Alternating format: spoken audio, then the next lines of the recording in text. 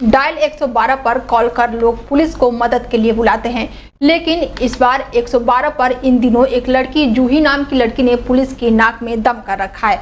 मामला गाजियाबाद कमिश्नरेट का है, जहां डायल 112 पर पुलिस को 19 बार जूही नाम की लड़की का कॉल आया, जो अक्सर वीआईपी नंबर से कॉल कर पुलिस को मदद के लिए बुलाती है। जानकारी के मुताबिक युवती फोन पर कहती है कि उसके साथ वारदात हुई है। पुलिस जब उसकी बताई लोकेशन पर पहुंचती है तो वहां कोई नहीं होता। पुलिस के मुताबिक अब तक करीब 25 बार से ज्यादा जूही नाम की लड़की का कॉल आ चुका है। अब पुलिस को जूही की तलाश है, जिसके बाद बार बार पुलिस को कॉल कर परेशान कर रखा है।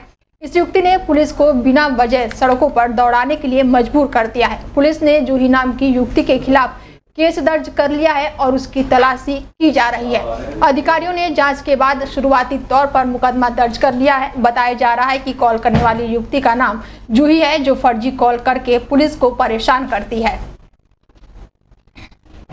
यूपी 112 गाजियाबाद शाखा के द्वारा एक एफआईआर दर्ज किया गया है लोनी में, जिसमें एक जूही शर्मा नाम की महिला के द्वारा 29 बार 29 टाइम्स यूपी 112 कॉल करके अराउंड 25 इवेंट्स क्रिएट किए गए हैं। 25 घटना के बारे में अलग अलग टाइम पे इनके द्वारा फ़ोन कॉल्स किया गया है, जिसके वजह से 25 बार पीआरवी को जाना पड़ा और वहाँ पे वो फ़ोन करके घुमाती थी, अलग अलग एड्रेस बताती थी और फाइनली वो फॉल्स इवेंट करके क्लोज होके वापस आती थी। इसके वजह से यूपी 112 की जो पीआरवी जिन्होंने भी इवेंट पे गया है उसका टाइम बर्बाद।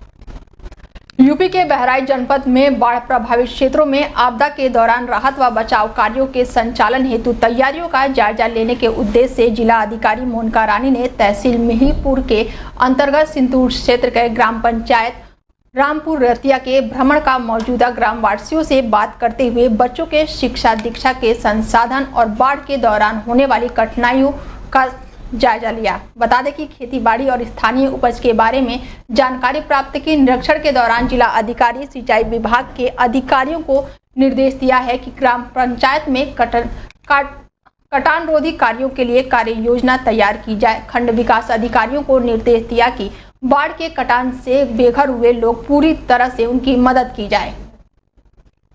दिन तक पानी भरता है तो उसके बाद में राहत वितरण का कार्य जो है वो शुरू होता है। इसके अलावा जो टीकाकरण का कार्य है, पशुओं का टीकाकरण का कार्य है और जो सर्वे का कार्य है वो निरंतर गति से।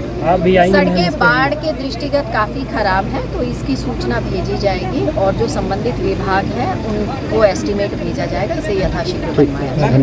मुजफ्फरनगर में मुखबिर की सूचना पर पुलिस और गौकशों के बीच जमकर मुठभेड़ हुई। इस मुठभेड़ में गौकशों को गोली लगने के बाद एक सिपाही नीरज त्यागी घायल हो गए, जबकि जवाबी कार्रवाई में 3 शातिर गौकश दोनों पैरों में 2-2 गोली लगने से घायल हो गए, जिन्हें पुलिस ने गिरफ्तार कर लिया। घायल गौकशों के फरार 2 सदस्यों को भी पुलिस ने गिरफ्तार किया है, जबकि 3 और अन्य गौकश पुलिस को चकमा देकर फरार हो गए। पुलिस गिरफ्त में आए गौकशों ने पुलिस के सामने हाथ जोड़कर रहम की भीख मांगते हुए आगे से अपराध न करने की बात की।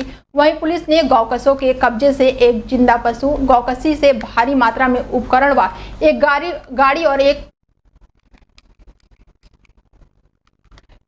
5 तमंचे सहित 13 कारतूस बरामद किए हैं। घायल गौकशों के खिलाफ गौकशी के 24 से ज्यादा कई थानों में मुकदमे दर्ज हैं।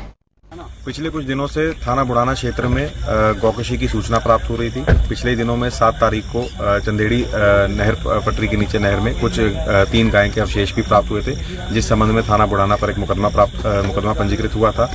इसमें सूचना प्राप्त हो रही थी कि इस गौकशी के पीछे जो कुछ लोकल के पुराने गौकश और कुछ मेरठ से भी आ रहे कुछ शातिर इसमें अभियुक्त जो है शामिल हैं।